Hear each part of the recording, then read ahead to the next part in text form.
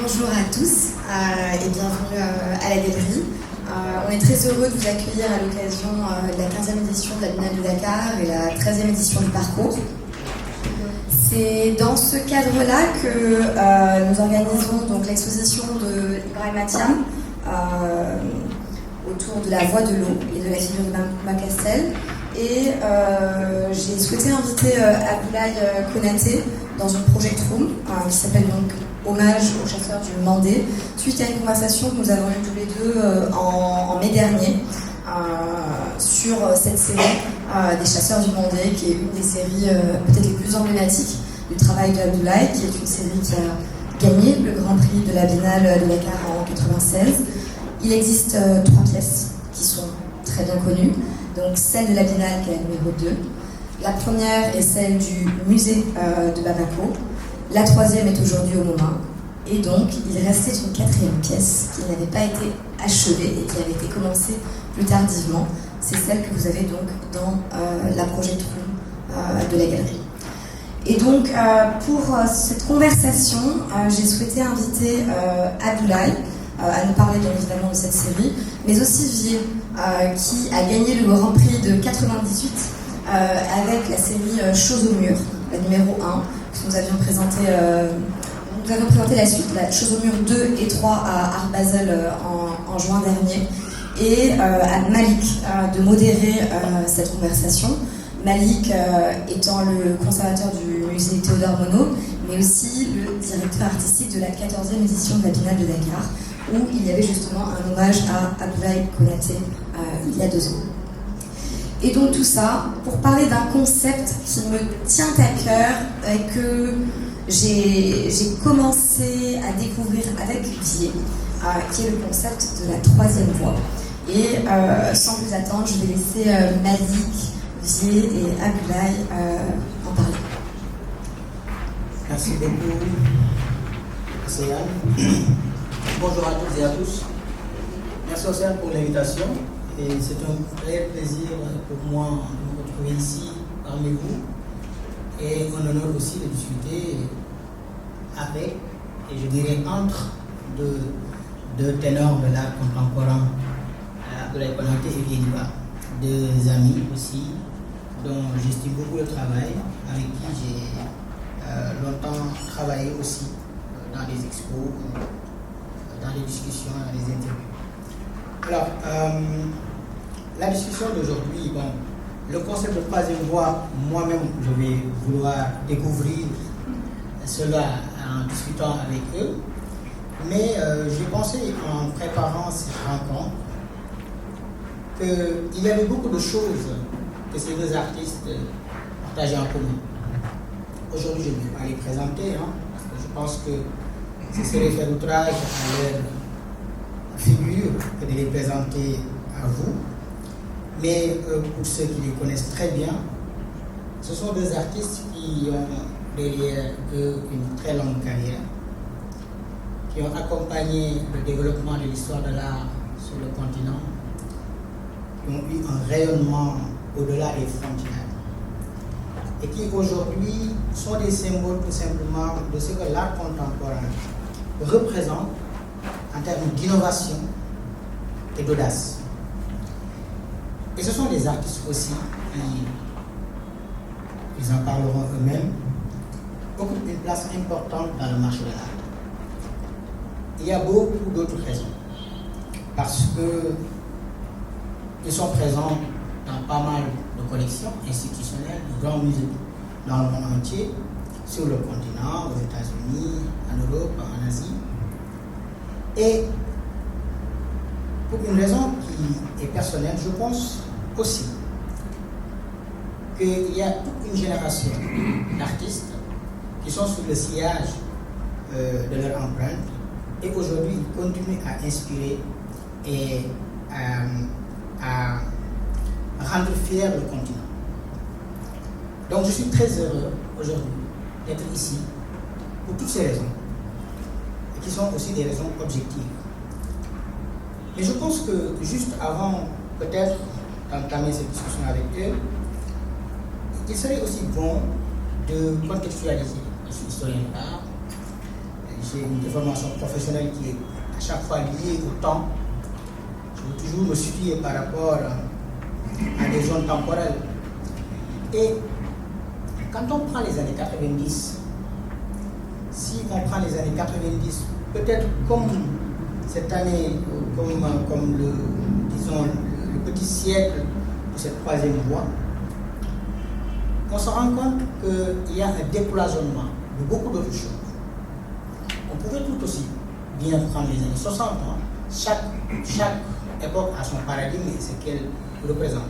Et les années 90, pour moi, sont les années phares de ce monde bipolaire qui s'éclate au point de vue de l'art contemporain et de ce continent qui enfante un bébé, aujourd'hui qu'on appelle la Biennale de l'art africain contemporain, et dont la lutte en partie a été poussée par l'Association nationale des artistes plasticiens et qui était représentée à l'époque par l'IEDICA. Ces années 90, c'est la chute du mur de Berlin, c'est l'explosion des biennales, c'est la naissance de la Biennale de Dakar, c'est un développement économique et culturel dans le monde, un nouvel épanouissement. Alors, et c'est dans ces années 90 qu'on a au moins 3 prix de la Biennale de Dakar. 1992, Moustapha Dimé. 1996, Abdoulaye Konaté. 1998, que se passe-t-il, je dirais, dans ces années 90? Comment vous, votre génération, vous interprétez cette magie des années 90, cette fournaise, quelque chose qui se forge et qui peut-être va donner place à ce que nous vivons aujourd'hui? Alors, j'aimerais peut-être vous entendre sur ces années 90, parce que vous y avez beaucoup contribué par votre audace, par votre art, et en tout cas par votre action. Je commencerai par...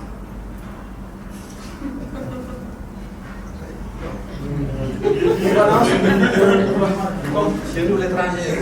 Non, je ne suis pas l'étranger, justement.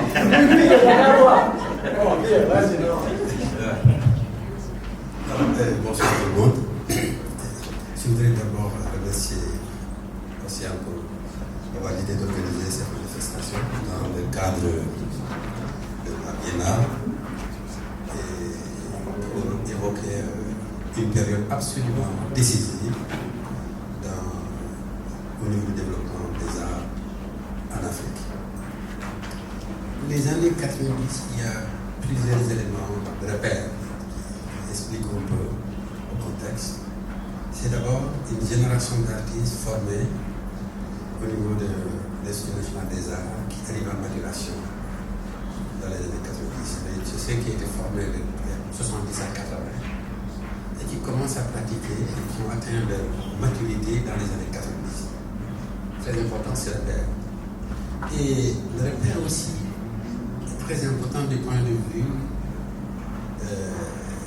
conscience des affaires du monde. Parce que cette période, quelque part, représente la gauche. On ne va pas évacuer les problèmes, les contextes. Il y avait une sensibilité à la question politique à partir de 68.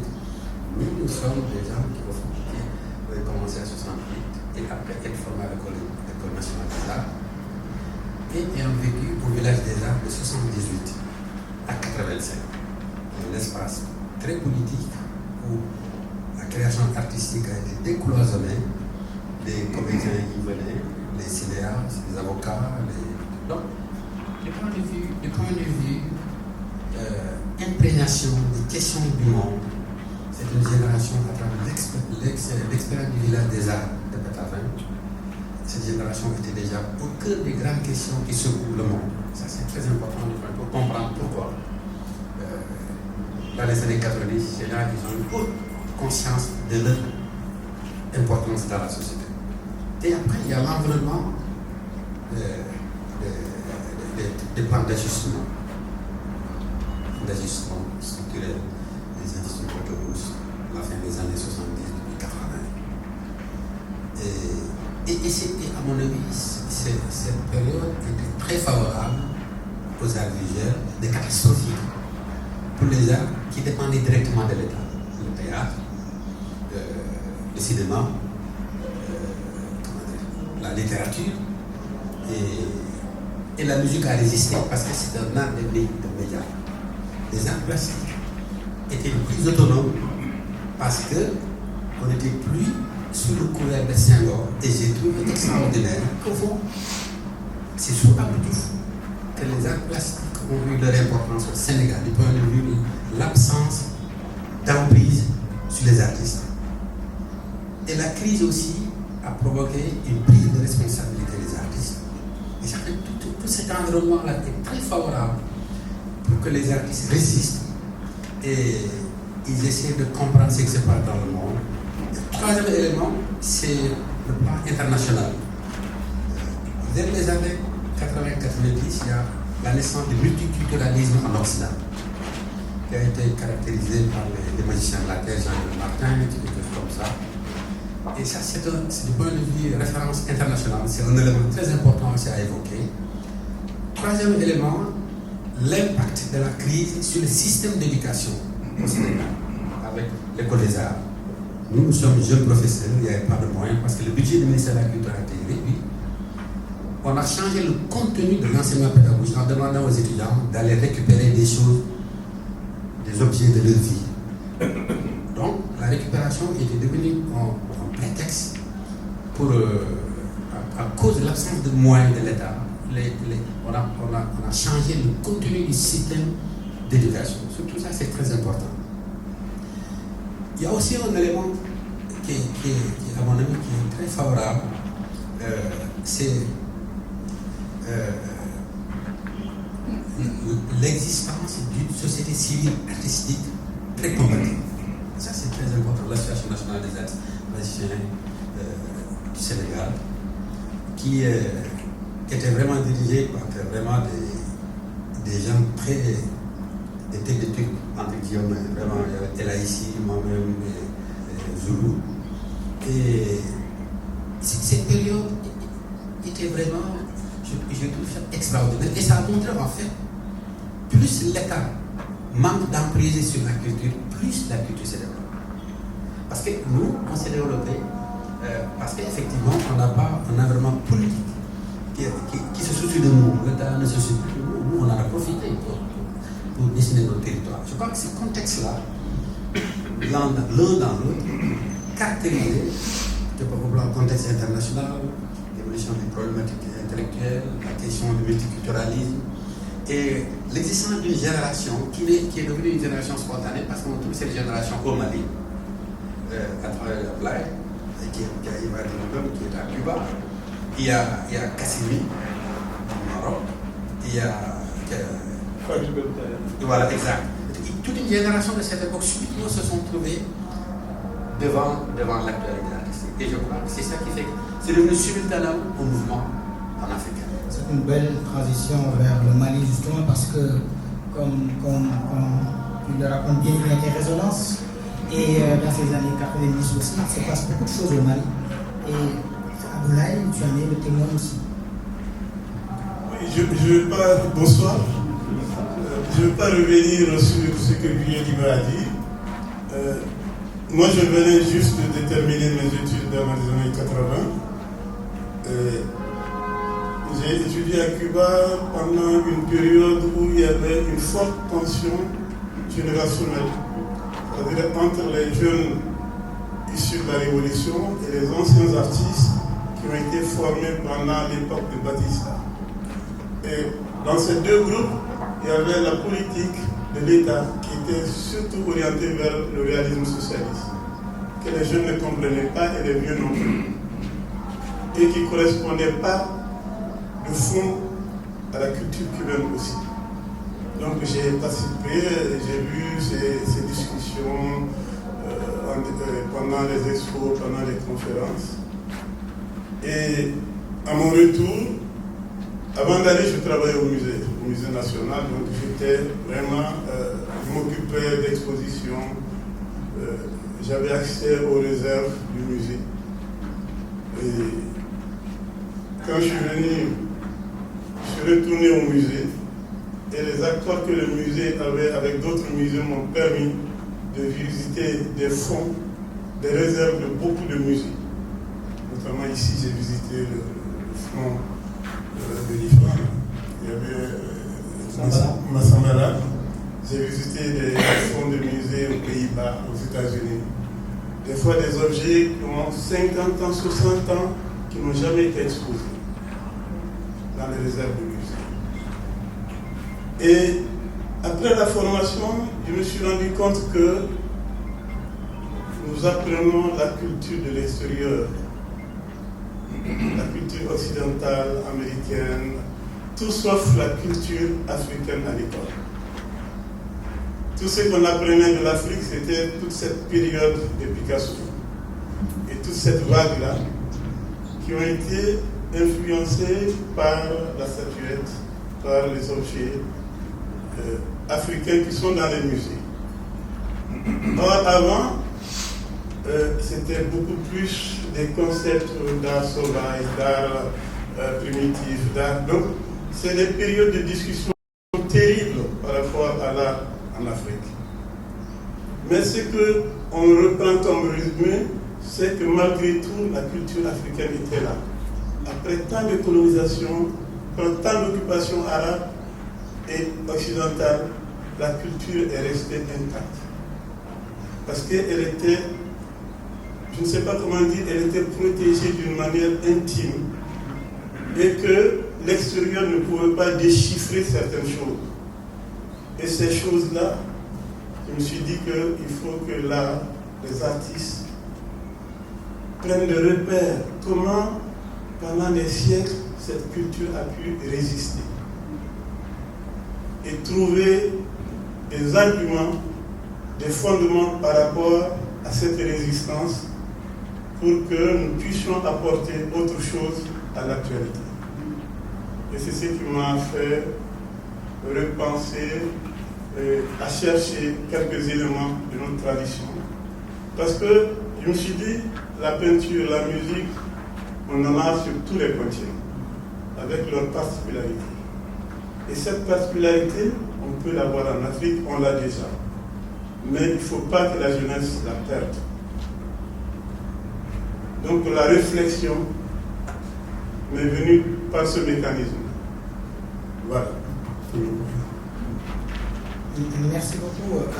Je saisis juste sur cette question, c'est très intéressant parce qu'on a l'impression que ce qui arrive à Cuba avec une jeune génération qui ne se reconnaissait plus dans le style du réalisme socialiste que l'État a voulu inculquer parce qu'ils étaient confrontés à de nouvelles réalités. On a l'impression que dans les années 90, la transition se passe sur le continent, au Sénégal, au Mali peut-être par rapport à tes recherches sur la culture africaine et comment cette culture est moins apprise à l'école. Où on enseigne à l'époque les cultures de l'extérieur, comme tu le dis. J'ai comme l'impression qu'il y a une résonance entre ces deux sphères. Mais la question que je pose ici, c'est que les années 90, c'est aussi des années où on voit le développement de nouvelles techniques, de nouveaux matériaux. Il y a comme quelque chose qui est lié à ce bouleversement socio-économique, la société de consommation, les produits que nous consommons et la manière dont les artistes vont créer. Est-ce qu'ici, il y a une connexion entre les deux? Oui. Oui, je crois qu'effectivement, la connexion à faire, c'est que si je vais au fond de la réflexion personnelle, si j'analyse un peu le travail fait par d'autres signataires de cette époque, dans les années 90, je disais que c'était le plan d'ajustement, on sait ce que ça veut dire. Et la chose la plus perceptible au Sénégal, c'est subitement, on a vu beaucoup de gens qui habitent l'intérieur du pays s'installer à Dakar. Surtout la zone du Baol, cette zone du bord, c'est la zone arachidière. Ça veut dire qu'un siècle d'exploitation du sol a appauvri les sols. Avec la sécheresse des années 70, la productivité a presque disparu. Toute une vague de population qui voulait s'installer à Dakar, on appelle Paklambaye. Et cette population qui n'a pas fait les bancs, qui ne cherche pas d'emploi classique, c'est de convertir à récupérer des objets usés et les remettre dans le circuit. Et après, c'est comme ça que l'informel s'est installé.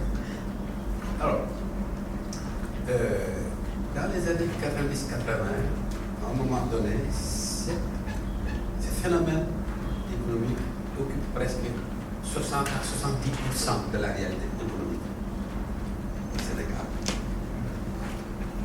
Mon travail à l'époque, je me suis intéressé aux matériaux qui viennent pour moi de la déchéance de cette économie coloniale qui continue à survivre dans le post-colonial. Et les matériaux étaient les témoins de cette économie en perte de vitesse. Les matériaux témoignent de cette nouvelle donne et créent ce que j'appelle l'économie de survie. L'économie de survie, c'est une autre intelligence de régler les choses à partir des choses qui viennent d'un temps et qui s'installent durablement dans un autre temps. C'est pourquoi, dans cette période, moi j'ai beaucoup utilisé les vieux bois. Il y a des moments quand j'ai cherché des vieux bois dans les marchés, commerçants ne sachant pas pourquoi je préfère les vieux bois, pensent que je suis avare, je ne peux pas acheter du bois neuf, il est avare, il ne peut même pas dépenser. Ils ne savent pas pourquoi j'achète des vieux bois. Parce que pour moi, il y a une certaine sagesse qui s'exprime à travers ces matériaux bois. Et j'avais même écrit dans un ouvrage où j'ai dit ce n'est pas l'état du matériau qui est plus important que le matériau lui-même. Et c'est que l'état de la couleur est plus important que la couleur elle-même. Pour moi, ce qui est important, c'est que les matériaux ont leur propre langage de temps. Comment ils s'expriment et comment ils traduisent le temps, le vécu. Et ce vécu a un sens historique, économique, social, et c'est en même temps une forme de résistance à cette crise économique-là. Donc pour moi, effectivement, et ça a développé au niveau de l'école, moi j'ai commencé à être professeur à l'école des Beaux-Arts, on a encouragé les étudiants à aller récupérer les éléments qui viennent de cette économie nouvelle qui commence à s'installer. Donc la connexion est faite avec les plans d'ajustement structurel. Pendant cette même saison, aujourd'hui, Abdoulaye, vous êtes connu pour faire de grandes fresques en textile, mais à l'époque, vous avez une autre vie qui était beaucoup plus penchée sur les installations, justement. Oui, c'est vrai que les années 90, c'était presque pour moi la période des installations. Et les années 90, avec l'Institut du monde arabe, j'ai été co-commissaire avec Feu Farid Belkaya sur un projet Rencontre africaine. Et Rencontre africaine, d'abord c'était des idées de Alawi, Mohamed Alawi, et c'était Jean-Loup Puvin et comment ça s'appelle Hubert Martin. Et c'est les trois qui en réalité étaient les commissaires principaux. Donc moi j'étais chargé de sélectionner un artiste par pays dans le monde, entre parenthèses Afrique blanche, tout le Maghreb jusqu'en Égypte. Donc je sillonnais tous ces pays-là. C'était les époques des diapos, pas encore l'époque des diapos. Et Farid faisait l'Afrique noire. Et on se retrouvait chaque 2 mois à Paris pour discuter des artistes qu'on a rencontrés, la documentation. Et j'avoue que cette période a déclenché quelque chose en moi parce que je découvre un monde que j'ignorais, un monde artistique que j'ignorais, que je voyais dans les livres. Mais aller discuter avec les artistes, voir leur production, voir leur atelier, était beaucoup plus fort que de voir seulement dans les livres. Et ça m'a poussé à réfléchir encore plus. Comment ces deux mondes culturels qui se complètent en réalité surtout par l'intermédiaire de la bande du Sahel. Je me suis rendu compte qu'on a dans cette bande du Sahel les deux cultures qui se croisent. Et des fois, chacune garde son indépendance, mais il y a des moments où les deux se fusionnent directement. Donc ça m'a poussé à faire d'autres analyses. Et j'ai vu aussi que dans le cadre des collections du marché des arts, le monde arabe était beaucoup plus en avance que l'Afrique noire. Les artistes de cette partie du continent étaient sur le marché international vraiment avec une force, plus que les artistes de l'Afrique noire. Et c'est des questions qui sont posées petit à petit. Et quand tu analyses, excusez-moi de rentrer directement dans ce circuit du marché, quand tu analyses ça, après tu te rends compte que dans les zones anglophones, les collectionneurs mettent beaucoup plus d'argent au niveau des artistes, au niveau de leur collection, et qui fait de manière que tu as l'impression que les artistes de cette partie du monde sont beaucoup plus forts ou beaucoup plus intelligents que l'Afrique francophone. Parce que non seulement les musées, les États et les collectionneurs ne mettent pas tant d'argent dans le travail. Pendant que vous êtes de la même génération, vous avez fait les mêmes écoles, vous êtes dans la même situation géopolitique. Et ça m'a aussi attiré l'attention.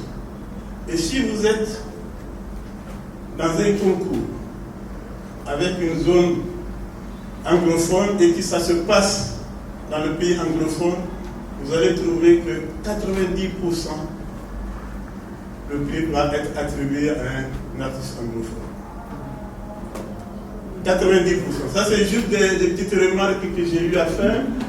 Et je pense que c'est important que le politique se rende compte qu'il y a une lutte culturelle, économique et surtout d'imposition mentale sur la supériorité d'une culture par rapport à l'autre, qui n'est pas vrai. Et là, c'est surtout au monde politique, aux collectionneurs, aux musées, que je demande la réflexion, qu'elle se fasse, que ce soit au niveau de la peinture, au niveau du design, au niveau du cinéma, tout globalement, artistiquement, le monde anglophone met plus de valeur financière et s'impose sur le mental des autres. Voilà. Merci Abdoulaye, parce que tu m'as aidé à glisser un peu dans le troisième point du marché. On va continuer toujours dans cette voie, mais on donne la parole à Vie qui a son mot à dire sur le marché justement ici. Il y a deux choses. Pour les anglophones et les francophones, je pense aussi qu'il faut ajouter la formation des artistes. Parce qu'aujourd'hui ici, nous savons que dans certains pays anglophones, de langue anglaise, il y a une forte connexion avec l'université. Et quand tu rencontres ces artistes, quand ils t'expliquent, tu sens qu'ils maîtrisent le concept, qu'il y a un langage. Ici, en tout cas le Sénégal, ce n'est pas le cas. C'est même débrouillé que le Sénégal ici, on ne paie pas. Les artistes ne paient pas d'impôts. Il y a une exonération sur les artistes. Parce que c'est un mode protéger les artistes. Et à ce moment, depuis en ce moment-là, on ne s'est même pas posé des questions. Que faire pour mais les marchés dépendent aussi du dynamisme économique des pays. Un autre facteur, il y a dans les pays francophones plusieurs facteurs et les pays anglophones. À mon avis, j'ai eu l'occasion de voyager, comme l'a souligné, et on se rend compte effectivement il y a une différence nette. Je pense qu'il y a quelques années, on avait organisé dans le cadre aussi de la francophonie une question de cette nature. On avait demandé à Ngone Fall de faire une communication. Dans cette communication, il a sorti une espèce de classement de hiérarchie du point de vue de visibilité. Les pays, comme il a dit, les pays anglophones sont les plus connus et moins les pays francophones. Je l'ai dit à l'époque, ton analyse reste à expliquer. Dans les pays francophones, les écoles de formation, c'est en dehors du système universitaire. Et les gens n'écrivent pas beaucoup sur l'art. Mais dans les pays francophones, anglophones, les écoles sont des départements universitaires. Il y a une relation entre l'université et la réflexion théorique. Et les idées circulent bien dans le monde anglophone que dans le monde francophone. Le marché dominant de l'art est détenu par les pays anglophones au détriment des pays francophones. Et ça explique un peu ça. Et la nature aussi de la colonisation anglaise qui a laissé les Africains avec leur culture en ne s'intéressant qu'à l'économie. Et ce qui fait qu'il y a une grande authenticité qu'on retrouve dans ce monde anglophone. Et dans le monde francophone, beaucoup d'artistes sont dans la logique assimilationniste. Il faut être plus français que les Français. Et ça appauvrit un peu certaines questions du point de vue esthétique. Troisième élément qui me paraît fondamental, c'est le rôle des États. En général, dans les pays anglophones, il y a une vraie politique agressive de marché. Parce que les marchés, c'est une construction politique. Le marché, d'abord, est une construction politique. C'est une économie, il y a une politique économique, et on encourage les gens, on crée un environnement fiscal qui encourage les gens à acheter. Par exemple, si vous êtes aux États-Unis, si vous achetez une œuvre, vous bénéficiez d'une réduction d'impôts. Et du coup, ça encourage les gens à investir et après, ils font des donations de leurs œuvres au pouvoir public et qui vont alimenter les musées. Mais ce système n'existe pas dans les pays francophones. Donc, il y a un problème de travail sérieux au niveau des États pour les convaincre qu'ils ne perdent rien en encourageant. Parce que finalement, ce qui se passe, quand une œuvre d'Ablaye est exposée dans un musée aux États-Unis, mais l'œuvre d'Ablaye fait la promotion du Mali et la promotion de l'Afrique. Mais je crois que ça n'a pas de prix. Je crois que ça, c'est à la fois un problème économique, un problème politique et un problème de production de savoir à partir de la production artistique. Et là, les universités sont interpellées. Parce que, ouais, et l'avantage des pays anglophones, c'est le Ghana et le Nigeria. Dans les années 90, avec le Hockey, moi j'étais très fréquent aux États-Unis à l'époque, dans les galeries, dans la fin des années 90-2000, avec le groupe composé par les Nigérians à New York, on les appelle la mafia nigériane. Nous, on les appelle la mafia nigériane. Il y avait Oku, il y avait Olokube, il y a Skoto. Très dynamique à l'époque à New York. On les taxait de mafia nigériane. Et ces gars travaillent avec beaucoup d'universités aux États-Unis et des musées. Donc, du coup, il y a un décloisonnement entre ce qui se fait au niveau du Nigeria et du Ghana dans ces pays en relais direct. Je crois que ça, le rôle des universités aussi, au-delà des collectionneurs, qui doivent produire du savoir à partir de la production artistique des artistes dans la francophonie, constitue un autre élément pour aider à la circulation et à l'installation des marchés. Je suis totalement d'accord. Je pense que je retiendrai peut-être les deux faits qui. En premier fait, c'est que la question de l'État-providence, la fin de l'État-providence au Sénégal, on peut l'assimiler à plusieurs régimes aussi. Dans ces années où l'État supportait la culture, il y avait une résonance aussi sur le continent.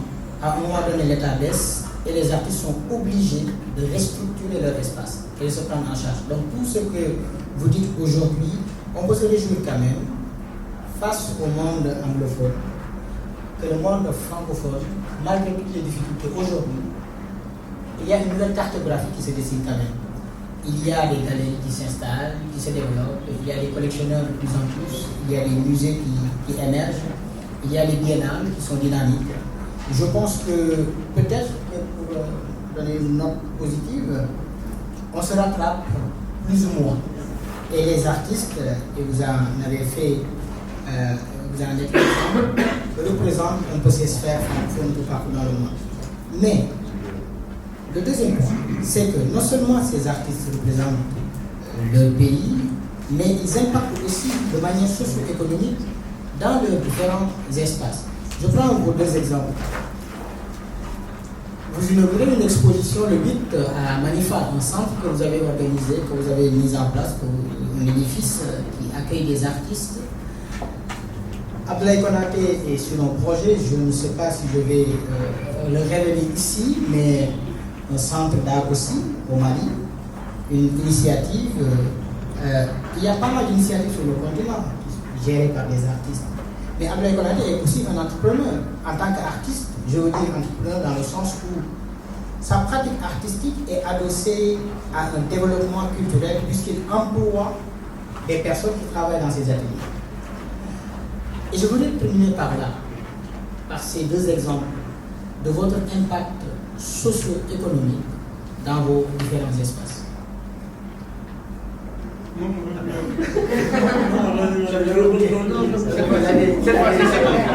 C'est ton tour, c'est moi qui me suis fait là. Non, effectivement, il y a une très grande évolution dans la chaîne culturelle, avec l'apparition des galeries, des collectionneurs, des musées qui achètent. Avant, les musées n'achetaient pas du tout l'art contemporain. C'était des fruits archéologiques, c'était tout. On a dû se battre dans des conférences, dans des trucs. Des fois même, parce que souvent c'est des amis de musique qui sont directeurs, je leur dis, vous prenez les morts pour conserver uniquement. Et les vivants aujourd'hui, voilà. Donc on a fait beaucoup de débats pour que la mentalité même change. Vous avez parlé d'Ocuir et tout le groupe. En même temps, cette période, il y a eu la Revue Noire. Exactement. Il y a eu la Revue Noire et il y avait tout ce débat entre les magiciens de la Terre, l'expo après de Simon et de... Mais c'est tous ces débats-là, comme je disais, avec l'apparition des galeries, des collectionneurs, qui fait changer petit à petit le visage et la production artistique en général en Afrique. Mais le premier dont j'ai parlé, c'est la politique macro de la culture. Aujourd'hui, je dis qu'en Afrique, il faut penser intelligence culturelle. Que la culture est un élément de domination et que tous les secteurs de la culture, aujourd'hui, on doit faire comme une symphonie pour que l'ensemble s'enchaîne. Et de prendre élément par élément, on n'est plus à cette période. C'est vraiment une analyse globale de penser que la culture, il y a une intelligence sociale qui est là. Et qu'il faut travailler correctement. Sinon, le mental va être occupé par autre chose, par autre culture, par autre secteur. Et on va perdre notre personnalité. La personnalité africaine a résisté à la personnalité asiatique, occidentale. Mais l'Afrique a subi beaucoup de chocs culturels, venant d'ailleurs. Et notre réflexion doit être beaucoup plus poussée que les autres à cause de ça. Je dis dans les écoles d'art ou les autodidactes, bien sûr il faut apprendre la technique, mais il faut leur apprendre à réfléchir, à faire de la recherche. Voilà. Donc les artistes montrent aussi la résilience culturelle du continent. Vous l'avez pour ce que Abdoulaye dit. Oui, à un certain moment donné, on s'est dit, au fond, est-ce qu'on va continuer à créer des tableaux et se transformer en fabricant des tableaux? Ou bien on est interpellé par la dynamique sociale et sociétale et une espèce de restitution. On restitue à la communauté une partie de notre disponibilité en essayant l'écriture dans la société, en accompagnant les jeunes artistes, en créant des liens entre la société et nous. Parce qu'en fait, moi je trouve personnellement que cette biennale devrait être un prétexte pour éduquer les populations à vivre mieux. Il se trouve que cet espace est laissé un espace inoccupé. Et nous, moi je suis enseignant, plus enseignant. Du coup, ce qui m'a intéressé, et c'est créer un espace qui va être une espèce de trait d'union entre ma communauté et le monde de la culture. Et aussi s'intéresser à la question économique. Et par l'initiative aujourd'hui, je crois que c'est une tendance. Les artistes créer des infrastructures privées de développement de l'art de la culture. Et sans attendre les États. On n'attend pas les États, on a fait notre argent, on a mis dedans. Maintenant, peut-être les États vont suivre. On ne va pas continuer toujours à critiquer les États. Si on a les moyens, malgré ce que nous gagnons, c'est pas extraordinaire, mais on prend sur nous cette volonté d'accompagner nos populations, de décloisonner un peu notre monde et le monde et créer une synergie ensemble, encourager, former, éduquer, participer au développement national. Je crois que c'est un peu ça. Mais merci beaucoup. On retiendra le rôle des artistes, le rôle des collectionneurs, le rôle de l'État, des galeries, en fait de toutes les sphères qu'Howard Becker appelle le monde de l'art. Et sur ce, je vous remercie infiniment pour les échanges et pour les inputs. Et je ne sais pas s'il y a des questions. Si on peut se permettre de prendre une ou deux questions pour interagir avec les deux ténors qui sont ici. Ah, je vois ma chère amie.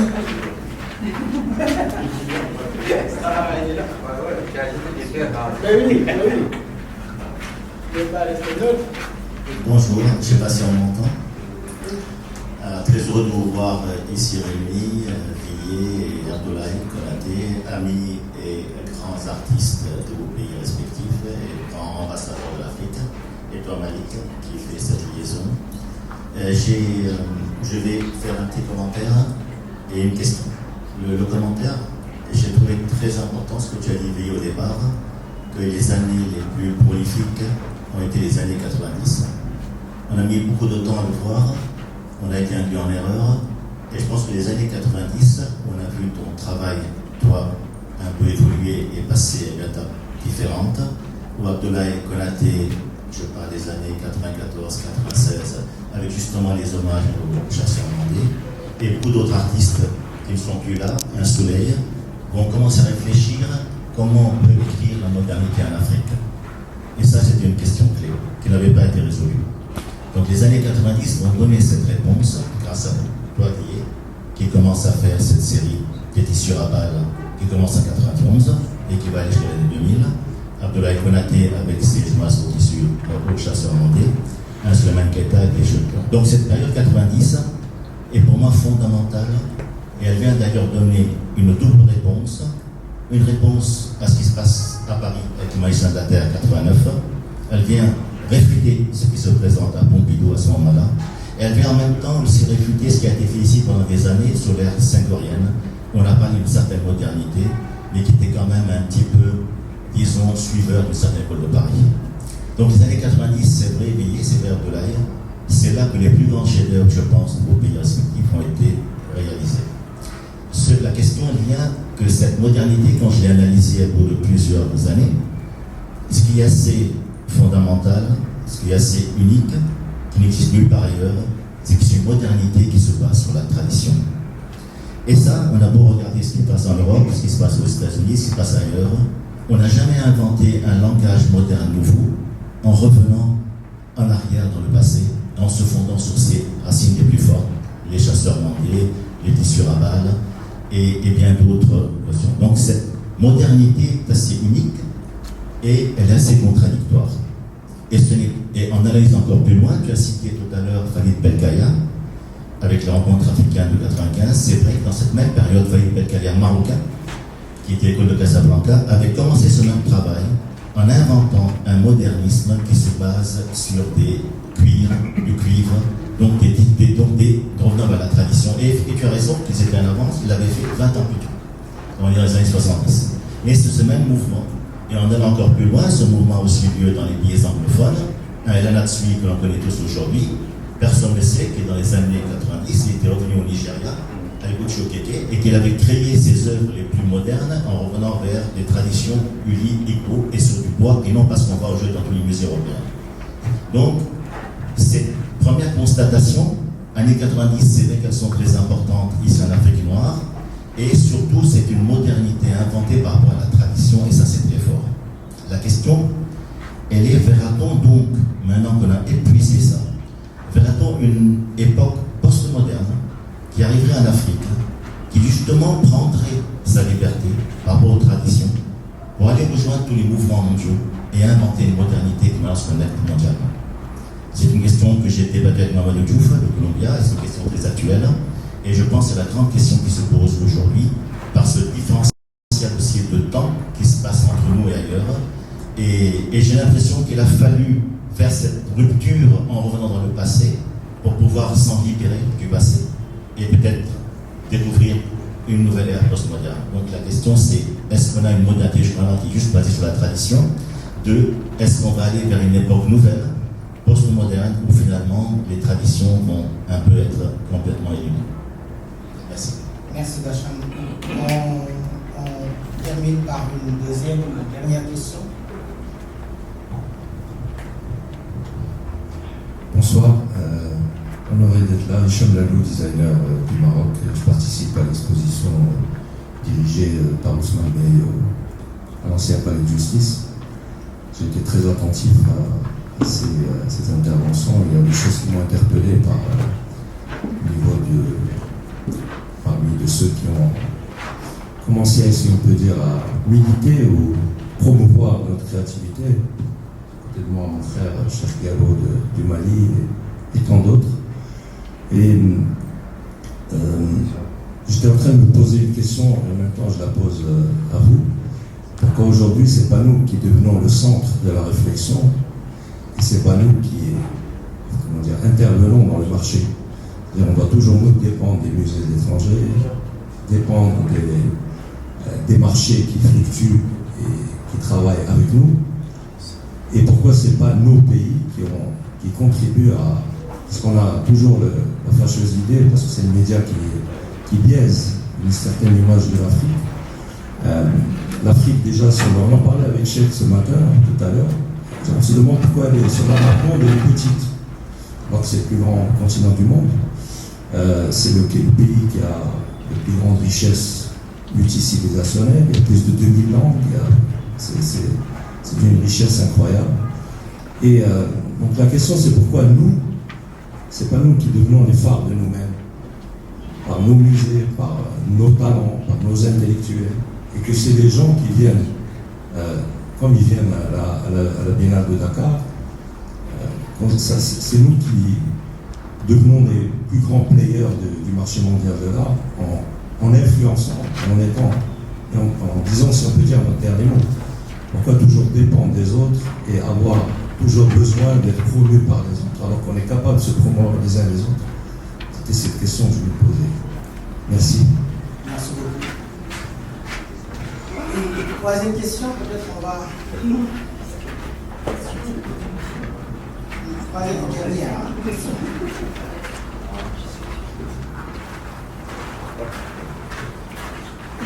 Bonjour, la Kennedy Équité. J'arrive un petit peu tard, mais c'est juste une petite contribution par rapport à l'archive, par rapport à la question de monsieur. C'est la contribution, c'était cette phrase de Rodin qui disait qu'un art qui est vivant ne reproduit pas le passé, mais le continue. Et donc, parlons pas tant de passé que de mémoire, que d'archives. Et cet enracinement me semblait, dans le travail, en tout cas d'Abdoulaye Konaté, que je connais un petit peu, j'ai envie d'apporter cette petite contribution de la mémoire qui perpétue et qui est ancrée profondément dans la tradition africaine. africaine qui se perpétue dans le contemporain. Et par rapport à monsieur, tout à l'heure, pour dire que pourquoi nous ne devenons pas forts nous-mêmes, question peut-être économique et question de consommer nous-mêmes aussi. Si nous dépendons des autres, c'est peut-être que, on dit marché de l'art, on parle souvent art et on oublie marché et finance. Nous avons les finances. Peut-être que nous devons commencer en tant que mécène, en tant que collectionneur, en tant que consommons nous-mêmes. Et lorsque la finance sera africaine, à ce moment-là, nous dépendrons peut-être moins des autres. Donc peut-être, c'est une piste. Merci beaucoup.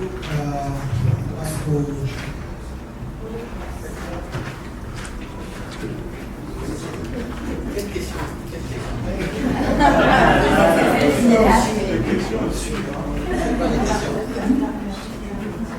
Il y a deux questions et une contribution. Les deux questions. La première question, c'est Bassam.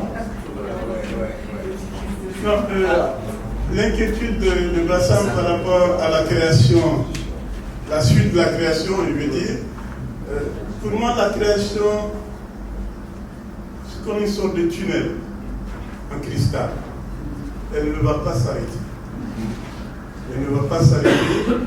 Et si les jeunes réfléchissent, cherchent, c'est sûr qu'on va trouver autre chose. J'ai confiance. Je vois une génération au début qui imitait beaucoup des artistes qui marchaient, donc ils imitaient beaucoup. Mais on sent aujourd'hui qu'il y a un recul et qu'il y a une génération qui cherche.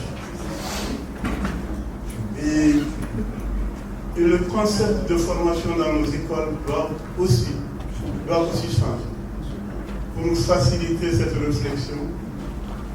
En tout cas, j'ai confiance qu'il y aura des choses en Afrique, parce que la racine culturelle est très forte.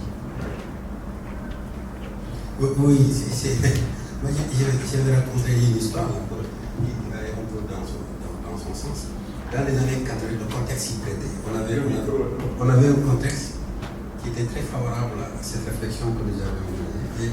Et à partir de 2000, à mon avis, c'est une problématique qui s'est imposée à tout le monde. Mais malgré ça, il y a quelque chose de profondément africain, sénégalais dans mon travail, c'est ce que j'appelle cette identité d'appropriation. Les Sénégalais sont très forts quand il faut s'approprier des choses qui viennent de l'extérieur. Regardez le carabine. Le carabine, c'est un produit français, mais si vous avez le carabine, vous l'avez pas. Les Français, ils oublient même que c'est de la retour de exactement. Donc, les peuples, nous, personnellement, mon travail est très influencé par ce qui se passe autour de moi. Il y a une évolution dans mon environnement immédiat. Je ne peux pas me priver de restituer ça. Les artistes, pour moi, ils restituent les éléments d'information qu'ils reçoivent de leur environnement. Par exemple, personnellement, je travaille beaucoup sur la broderie. Comme technique graphique, la broderie, parce que j'ai constaté qu'il y a une créativité autour de la broderie. Je les qualifie, j'ai exposé ici il y a pas quelques mois, le mois dernier, où je disais que c'était de la tapisserie portée. Il y a une recherche très dynamique du point de vue du textile. Et au niveau contemporain, nous sommes des guetteurs de situation.